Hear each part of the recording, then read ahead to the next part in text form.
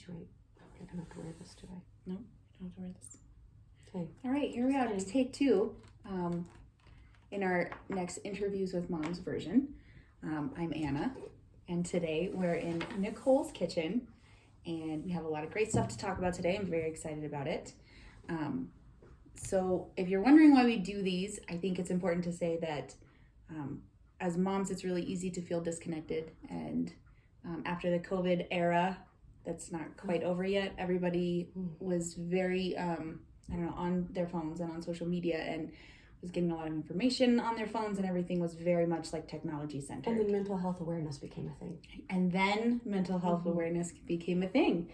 So the hope is that these videos are encouraging or just help people relate to things that are going on in their lives. And you can listen to them, watch them while you're doing other things. So hopefully, I don't want you to always multitask, but That's what we always do, is multitask. But we do. Yeah, we do. Okay. Nicole. Anna. Tell me about your life before kids. Before kids, I was a teacher. I was a high school teacher. And, I was married before, and I had my life all planned out. It's like, this is what it's going to be like. You're going to have your children by the age of 28, and then this is what you're going to do. And then by 28, I found myself divorced and kidless and getting older and single. And so then I met my much younger husband, and he's like, well, you're kind of old, so we need to start having children now. So that's not how I envisioned it, but I was a teacher. We had our first baby, and I proceeded to teach for that year. And I was also, my mom was dying from leukemia in that year. And so I was very emotional with that. And so I quit my job. It's like, I'm going to stay home because my mom's dying, and I want to embrace the time that I have, because my son could die tomorrow, and very emotional. And then we had 3 more after that. So yeah, I was a teacher, and now I run a nonprofit daycare. Nice. Which is not the altruistic type. Okay, I like it. The first time I heard you say nonprofit daycare, I was like, I don't know what that is. What is that? And you're like, yeah, I have 4 kids. Right, and I stay home with them. And Yeah, a lot of people think that it's like that I literally run a nonprofit daycare. And the first reaction I get, which sort of makes me feel bad, is, that's so nice of you. Like, we need more of that. I'm like, no, they're all my children. I just don't like saying stay-at-home mom. And why don't you like saying that? Because I feel like that's the stigma that comes with saying stay-at-home mom, is like, you sit on the couch and you eat bonbons and you just watch your kids make messes all day, and maybe you clean up, maybe you don't. But there's this idea of I stay at home, and it's far easier than having a real job. And this is the hardest effing job I've ever had. So I say I run a nonprofit daycare. Yeah. It absolutely is the hardest job. Yeah. The hardest job. Because like when do you clock out? Like when you get to clock out and go home? You don't. And in fact, I didn't clock out for 6 years. 6 years. That's a long shift. That's a long shift. Yeah. I mean, we had 4 in 4 years. And so I was pregnant for a long time. And the last 3 didn't take a bottle.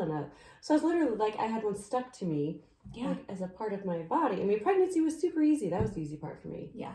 It was the staying home and dealing with somebody stuck to you and not having a life outside of that, which I didn't even have time to breathe.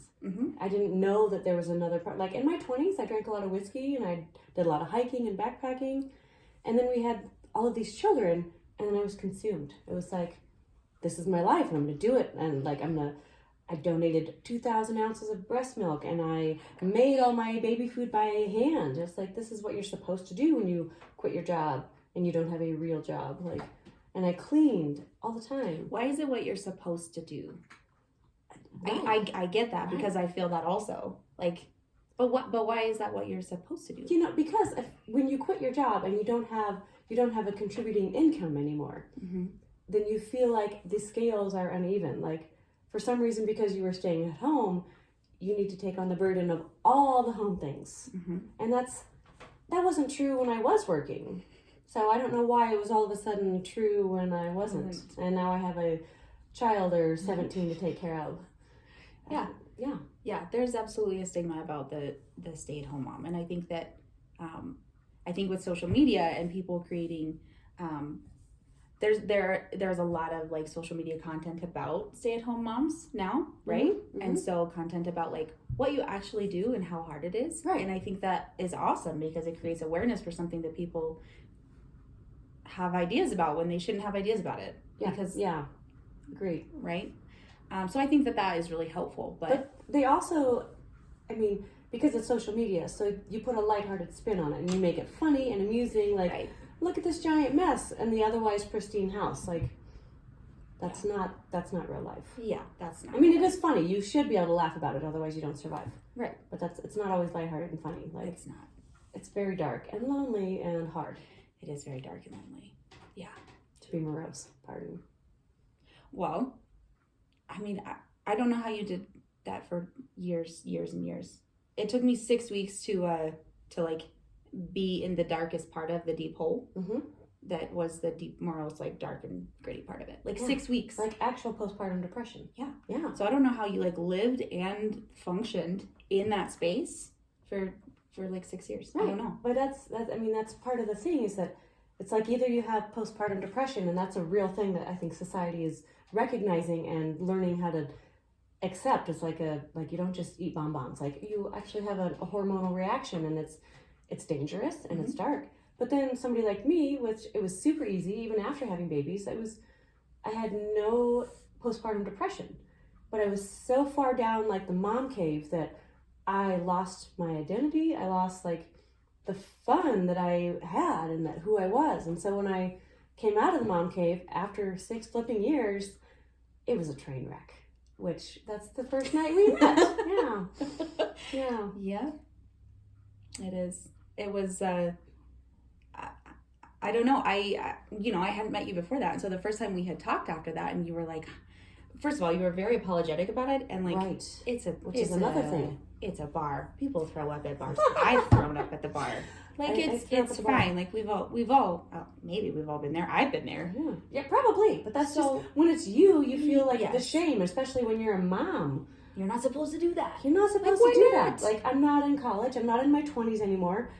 But the night that I first met Anna was my first night out of the mom cave. Like, I had gone down to meet somebody for lunch, hadn't had any lunch. We drank our lunch, ended up at 3rd Street, threw up on the table. Like, tried to be discreet about it. Like, and I'm then gonna hold it in my hands. I know. The next day, I brought down a pie to give to the bartenders. Like, I'm sorry I got drunk. Completely unnecessary. Right, but that's the thing. Like, I had not been out for so long that I lost touch with, like, and I'm still in that phase, if I'm being honest. Like, I'm still trying to figure it out. Like, I was so outgoing and so fun in my 20s that after almost a decade in the mom cave, like, I'm still trying to find that balance of, like, can I still have fun and do this? And I overdo it because I overdo everything. So, I'm walking through it right now. Well, honestly, I mean, when you came and told me that, like, I mean, the first conversation we had after that, and I was like, I'm so glad you're back. Like, I'm so glad you're back. And you said, like, I've been in the mom cave for years, and that was like my first night out. And I was like, do you want a shot? Like, should we you know what I mean? Right. Like, I was like, absolutely. Congratulations, you're out in the world again. Oh my gosh. But like, what? How do we get to the point where you don't have to be in the mom cave and where you don't feel like you're in the mom cave? Yeah, I don't know. Where you feel like, I don't know. I mean, because there's no amount of perfection in the mom world. And we all can say that. We can verbalize that. Sure. But we don't know how to live that.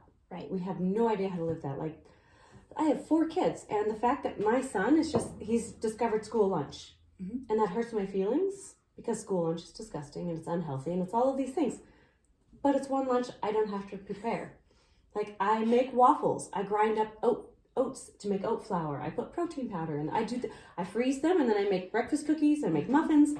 I do all the things, and then I do all the laundry, and I do all of this. And so then, at what point do I get to go out and be fun? Like, Right. I know that I can. Right. But obviously I had too much fun. But I feel like if there would have been a graduated program that I could have followed, like, it's your first night out after being in the mom cave. Here's the steps that you should follow so that you're not an effing train wreck. I'm like, well, But why aren't you allowed to be a train wreck? If you want to be a train wreck, go be a train wreck. well, I don't know that anybody wants to be a train wreck, but No. we should recognize that when you are, you're not the only one. You're not the only one. Absolutely not. Absolutely not. There have been plenty of nights. I mean, as a mom, I think wine nights turn into like we're gonna drink ourselves into comas Yeah. kind of thing, because we crave it so much, and we crave like the connection that we just talk and Yeah. talk and talk, and the more we talk, the more we drink wine, and then the more we drink wine, the more we Right. talk, and it's so much fun, and it's so rejuvenating, and it's so like good Just for our let it mental go. health that like we just don't Yeah. stop drinking wine, and then it's like Right. 2:00 in the morning. You're like, I have to work in the morning, and Right. or like the kids are still gonna be up at like Right. That never 6:30. stops. Right. And I still have to be there for that. I still have to do that. Like there's so very little like time to take a break, right? There's so little time to just to check out and Right. be a person, and just be a person that's not covered, in spit up or I don't have an apron on or making flour. homemade Exactly. X, Y, and Z. Yeah. There's so little time to be that, like when you are in the early years, I feel like. Yeah. I don't even know if I'm in there. But I mean, still sort of. I mean, my youngest is almost 3, but there's no time. And then when you want to take that time, there's the guilt that goes along with it. Like, Right. I want to take a time out from being a mom. Yeah. Like, this is the choice that I made. Like, A, I wanted to have these children. Exactly. B, I wanted to stay home with them. Yeah. And C, I still want to have fun as a human being and an adult. Right. And they just like that, they don't jive. Like, They people see you don't. out, and that's what I need to stop, like, let it go. It's like the conceptions that people have of me. Like, Mhm. she has 4 kids. She just threw up on the table over there. I'm like, fuck you, I did. Because I have 4 kids. You know, like, And also, if you Yeah. had kids or not had kids, like, you're allowed to throw up on the table. yeah, Like- I would not judge anybody for doing it. I'm like, you know Right, what, like, right. I'm going to be the one patting your back, like, helping you clean it up. Exactly. So why don't I give myself that grace? I don't know. Because we're moms, and we think that now that all of these people depend on us, Yeah. we need to be that dependable all the time. Right. All the time.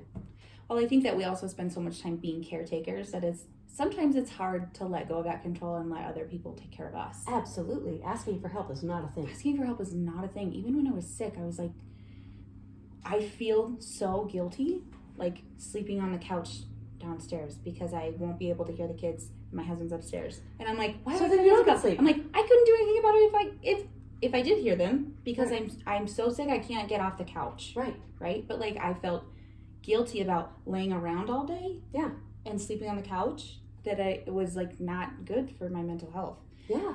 And it was like it was hard, and I think I asked for like meds one time, and I was like, can I have some Tylenol? Yeah. But like I didn't text any of my friends to like bring me things. I didn't say, hey, could you come over? I know. We don't do that. Why We don't don't. Why don't we do that? Because you think you can handle it all when you have children and you're like, I'm gonna put this cap on and I'm gonna put this cap on, and you just think that since you decided to do that you can handle it all, I guess. I mean, Yeah. I even have a husband that is supportive, that's like, do you need anything? Do you need this? Do you need this? And like when I got brought home after throwing up on the table, he's like, obviously you needed a night out. I'm like, or 97, and he's okay with that. But I just, asking for help is not. So I lost my mom when my firstborn was not even a year old. And I think now, knowing that, like, if she were still alive now, I would be asking her for help all the time. And I wish that people could embrace that more, like, Yeah. because I would absolutely be asking, because I know she would reciprocate. And like, when people ask me for help, I'm like, absolutely. Yeah. I will drop this kid and Yeah. make you a casserole, like, no skin off my back. Like, here's what you need. Exactly. So why don't I say, I need a casserole? I've done that like 2 times that I can remember. Yeah. We don't allow ourselves to do that. We don't give ourselves the permission to do that. I Yeah. agree. And I don't know why. I don't know why, other than we think we have children so we can conquer it all. Well, the problem is, like, we can conquer it all. We can do it all. Yeah. It doesn't go very well with, like, in my opinion, like, good mental health, right? It doesn't go very good with, like, us Right. being, well-rounded and balanced. There's no adults. balance when you conquer it all. No. Right. No. When you stay up until 2 a.m. drinking too much wine, or in my case, whiskey, Mhm. and you wake up at 6 a.m. Even if you didn't go to bed, and you're like, I have to have it together. I can't show any cracks. I have to. No weakness. No weakness, and that's not healthy at all. No, because what we see as, like, weakness is not really weakness. It's like normal human things. Right. It's like everybody needs a checkout. Everybody needs a break. Everybody needs time. A vacation of some kind. Yes, everybody needs that. But moms are like, no, we got it. We can do it. I know the fact that like the meme, that's like, taking a shower and going to the grocery store by yourself, that's what we've classified as self-care. Self-care. Self-care. You're like a day at the spa. Like a friend ran into me at the grocery store, I don't know, a couple years ago, and she's like, it's like a day at the spa. You're here by yourself. And at the moment I laughed and was like, it is so freeing and I love this. And then like, now I'm like, I'm angry about it. I'm like, no. Being alone is not That's not self-care. self-care. Being alone can be self-care. But going to the grocery store to get food for my family, then I'm going to go home and I'm going to prepare all the, right. It's not self-care. That's not self-care. That's keeping them alive. That's still taking care of other people. Yeah. I'm doing it alone at this moment, but it's not self-care. Self-care is me being able to go out and have bowling night and not feeling guilty about it. Yeah. Going out, checking out, and doing zero mom stuff, right? Yeah. Yeah, and that's, I don't know, I mean, this is the first year, I mean, the bowling, I think, was the first time that I was, like, not worried about what I'm leaving behind, like, what I'm not taking care of. My first vacation away from my children was right after Christmas, just, 6 months ago. And I went to see my brother for 4 days, and I had made a couple meals, I laid out, like, lesson plans, like, this is what you do, and this is what happened, like, and even then, I was still like, well, I'm worried, like, there's the control piece. Right. But there's also, like, because you have to, because what if it fails and it's all your fault for checking out for 4 days? Yeah. The house did not burn down. Right. The children were fed. Yeah. And that's fine. Yeah. But I still had the guilt.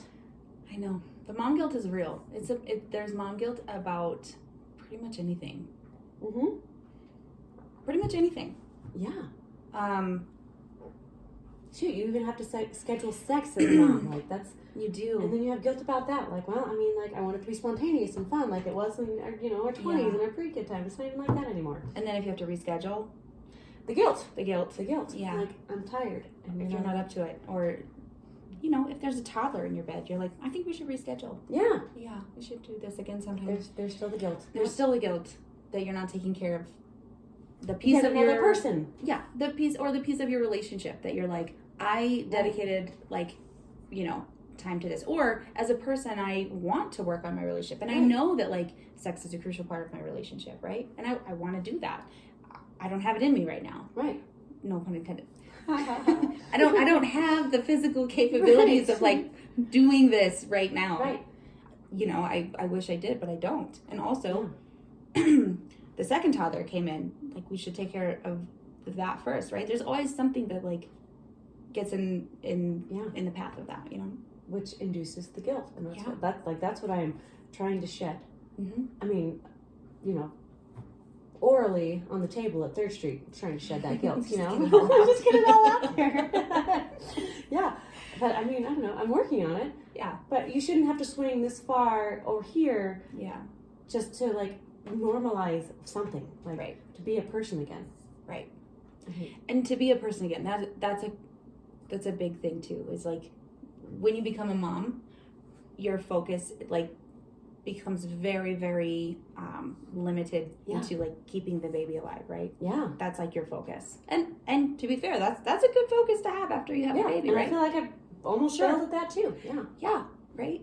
But then when that focus is able to lift a little bit, when you have toddlers and they can play for a couple minutes on the floor by themselves, right. And you're like, what do I do now? That's the question. What do you do? What do you do? You clean. Now? You do laundry. Right. You do whatever. Right. But you could do other things. Like what do you remember that you used to do that you don't do now that you want to do again because that's what you like to do? Right. That's a good question. That's a good question. I think about in my single years, I used to go skiing and I used to go backpacking and food wasn't even an issue. I'd chop up a piece of salmon and avocado and that was amazing to me. Yeah. And so now, what does that look like? Or read a book. Read a book, yeah. Yeah, unadulterated. Read a book. Yeah. Without somebody sitting on you. Yeah. Mm-hmm. Yeah. That's a big thing that was really hard. It was I don't feel like a person anymore. I don't feel like an individual. Yeah. I don't feel like a milk cow, for sure, right? Then you're the caretaker of all the things, and it's hard to say, okay, I'm going to put down, these 3 things. I'm not going to do those anymore, and I'm going to go take time for myself. I'm going to go out of the house, somebody else is in charge. I'm going to go just relax and have fun. That doesn't feel good, but it is so necessary. It's so important for a mom, especially a new mom, to feel like she's a person, right? To Right. feel like she's a human, and that her ideas are important, and that her her suggestions are valuable to the world. Right. Yeah.